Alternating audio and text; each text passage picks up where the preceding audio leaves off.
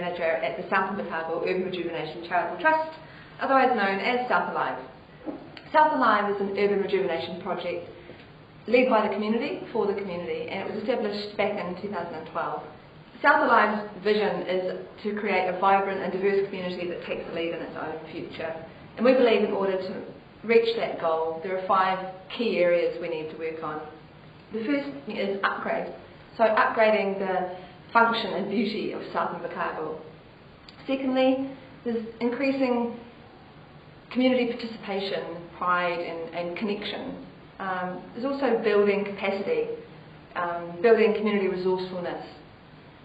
Improving and strengthening community leadership is key to success, as is creating a sustainable future for South Alive. In this video we're going to talk about where we've come from, where we're at, and what our future looks like. And then we're going to reflect on some of the factors that led to some of the successes that South Alive has had. So right now I'm going to hand you over to our chairperson, Robin Hickman, and she's going to talk about where South Alive came from in our humble beginnings.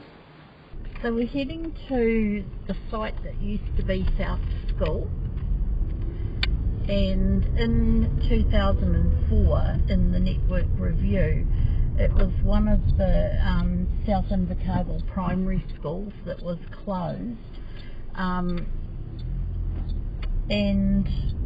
really it was the South Invercargill schools that were decimated in that review.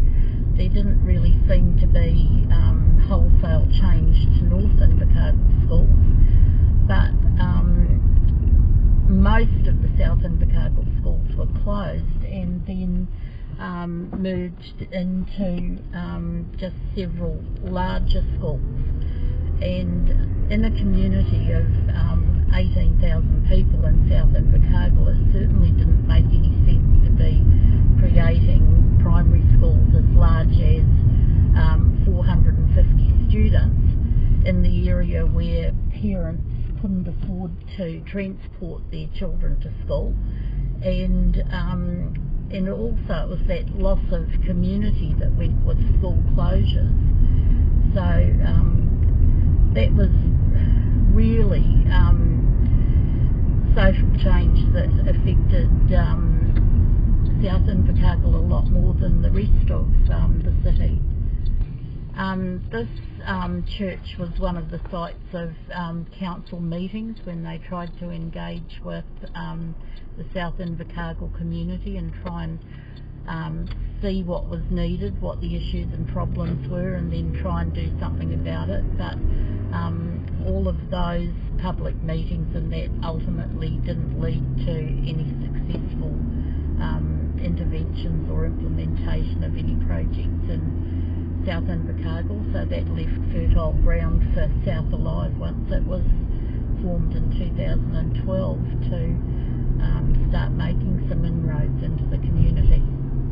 You know, the very first South Alive project, which we thought was a big deal at the time, was having the roundabout by Rugby Park planted, because previously it had never ever been planted out, and apparently that was because people had in the past driven across it, and it was deemed that it wouldn't be respected and looked after and would be vandalised.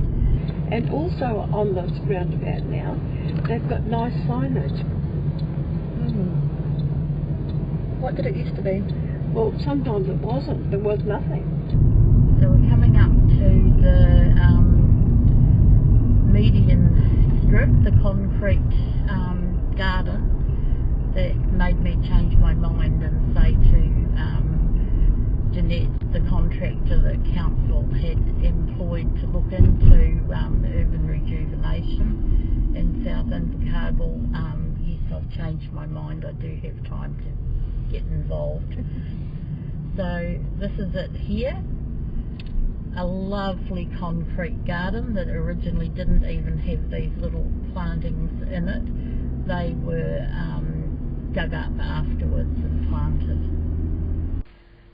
Well, really, South Alive grew out of the Invercargill City Council's realisation that previous approaches of engaging with the community and redeveloping South Invercargill hadn't really worked on an outside-in approach, and so they contracted our initial manager, Jeanette Malcolm, who put together a stewardship group and really like a steering committee, and that committee organised the first big public meeting, and Peter Kenyon, a really world-known expert in community-led development, came and helped MC that meeting for us.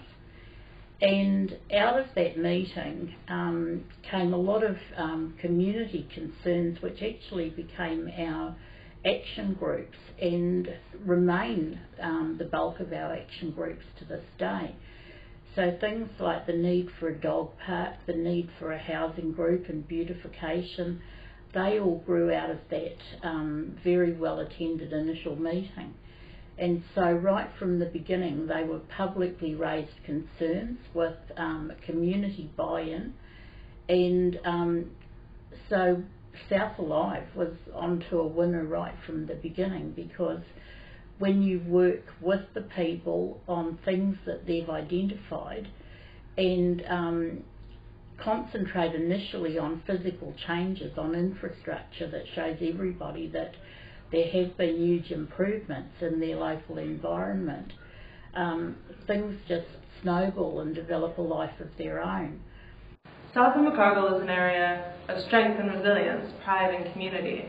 When the Trowbridge sculpture of the whale tail was produced, it was designed to symbolise strength and growth, modelling the tail flick of a great whale, which suggested the propelled forward momentum of the area.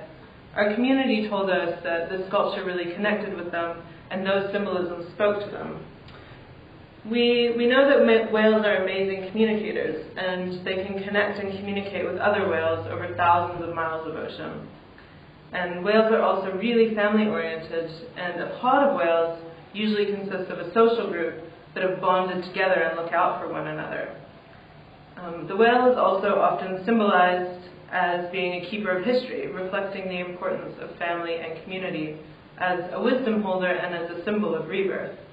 Everything that we do is community-led and focuses on our core vision, which is to build a vibrant and diverse community that takes its lead in its own future, and we use our strengths and assets as a community to create a place to live, work and play that we feel proud of and inspired by. We work collaboratively within our own teams as well as within the community and with other organisations, with the Rejuvenation of South Invercargill being the heart of everything we do. One of the groups that we have is the Zero Rubbish Group, which is a program where people adopt streets, they keep them tidy. We started cleaning up with 40 tonnes of rubbish from the section behind the South City Mall, and we turned this space into our community garden and community park. This is part of the beautification team, which also manages the community garden, hanging baskets, plant bank and pop-up gardens. We have the housing team, which works to keep our housing stock up in the area. They do electric blanket testing, landlord of the year and random garden recognition contests. Together these two teams run an annual spring flower show, and this year was their second one. We also have the fruit and nut team, which has successfully planted and now maintains more than 70 fruit and nut trees in local parks and schools, and runs different workshops such as apple tree grafting and pruning. We have an arts team that runs our community art gallery. Some of the other teams that have existed over the years as well is the dog park team, which managed to get Invercargill's only a dog park established. Along the way we have moved to more project-based teams for things such as the night food markets. Little libraries, another project. We now have a couple of little libraries, and the third one is about to go into our local hospital. The annual Trolley Derby and the Children's Day events are very special events, and we've run them twice now and have always had a really great family fun day.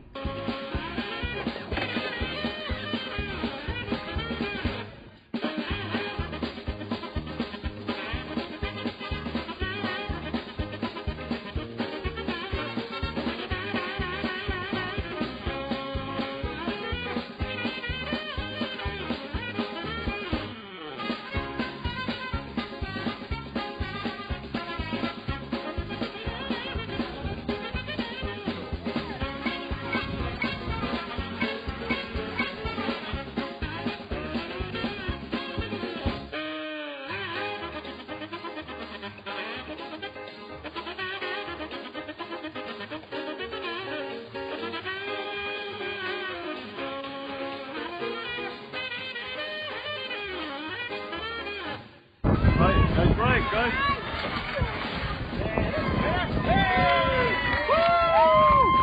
Good champion there.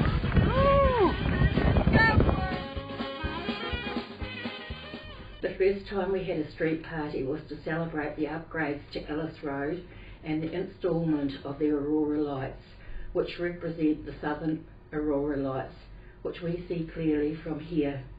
This year is our third South Alive street party, and it keeps getting better every year.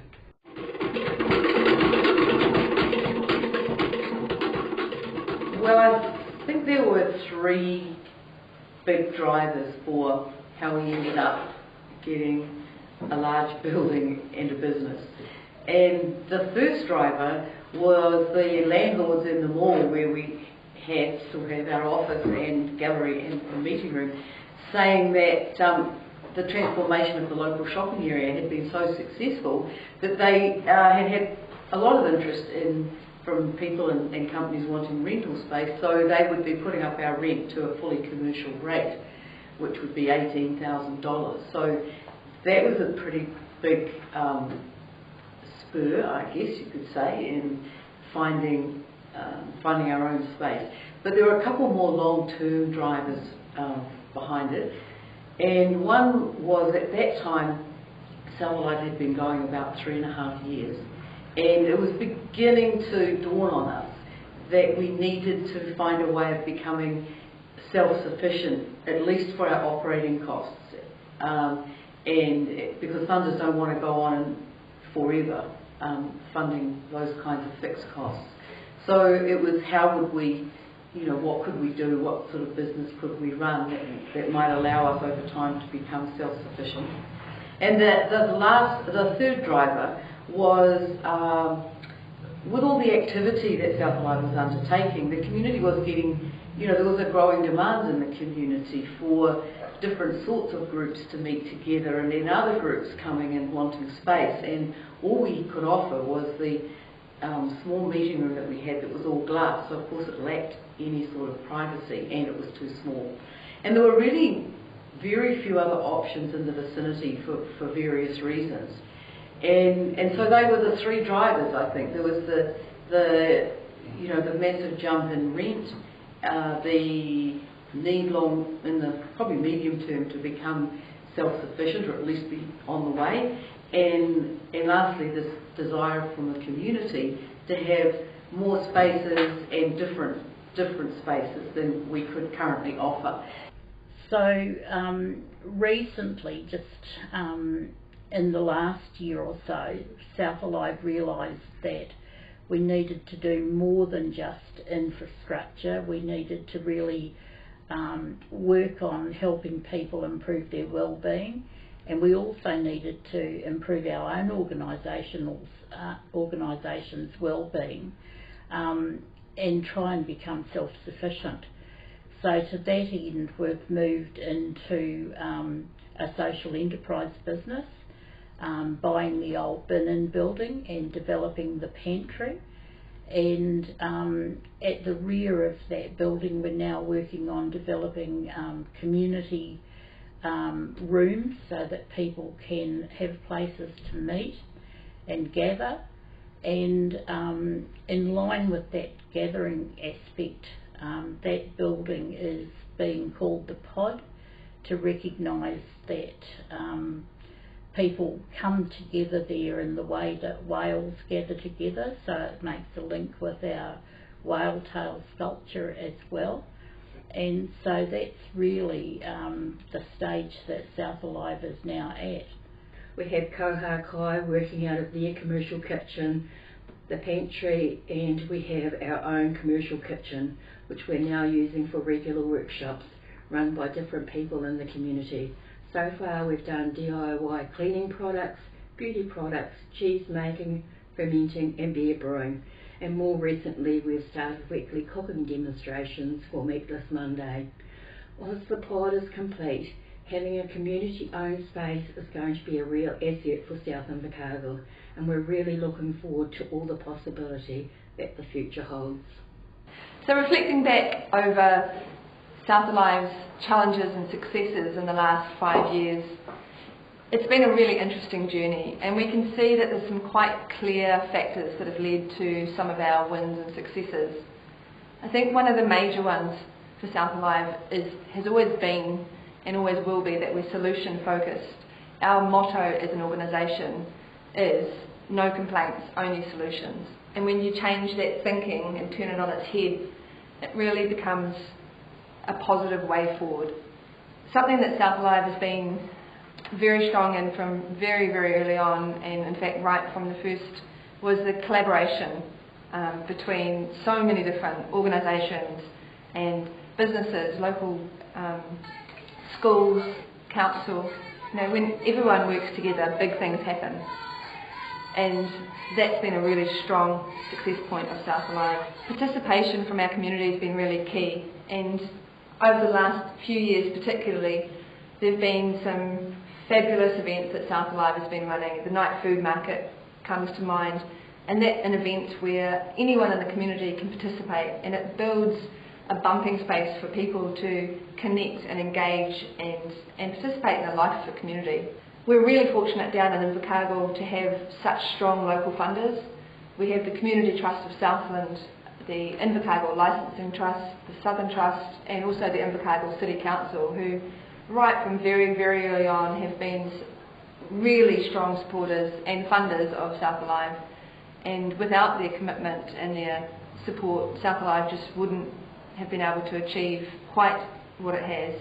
A huge one really is being locally led for sustainable and effective outcomes. So everything South Alive's done has been from the community. All the ideas of projects, events, and you know, our future path has come from the community itself, and it's been led by the community, and it has to be that way for those outcomes to be successful. Very early on in our journey, visible changes were really important to our success. Zero rubbish is one of the ones that springs to mind. You know, when South Alive first started, rubbish and the way that South Invercargill looked and felt was something that was flagged by our community as being of real importance to them. And having a project like Zero Rubbish, which had immediate visible effect, really showed the community that South Alive was going to be an organisation that got things done and didn't just talk about them. Another big one was the South City upgrade. So the South City area was run down, it needed lifting and energising, and there was a huge amount of time and money and effort put into upgrading the area and bringing, again, really visible change that people could feel part of and feel proud of. And another one, I think, is the bold flagship projects. And these flagship projects, such as the Whale Tower that we heard Nikki talking about earlier, and the pods that Jeanette and Robin and Gail even mentioned, they're projects that energise, challenge and strengthen commitment in a community. And having lofty goals is something that's really important, and obviously achieving those goals is also very important, but having the courage to go after lofty goals is something that I think is really critical to building a strong and resilient community. And you know, we're really fortunate in that the successes we've had have been recognised, and over the last few years we've been very humbled to receive some accolades from, you know, the wider community. We were a finalist in the New Zealand Community of the Year 18 months ago, and we were extremely surprised and grateful to be a finalist. And then just recently, South Alive was named the Regional Trust Power Supreme Winner for the Southern region. So we're very grateful to the community for everything that they've managed to achieve in such a short time. So South Alive is a community organisation that is run almost entirely by volunteers, and that has been and will continue to be one of its biggest success factors.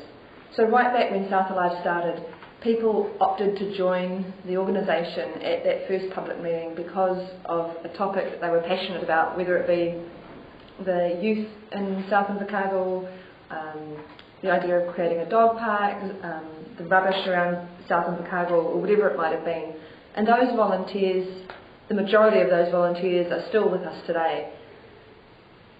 So the volunteers lead their own teams. They've, over the 5 years that South Alive has been in existence, they've become extremely capable and confident in leading those teams and really reaching the outcomes that they need for their team.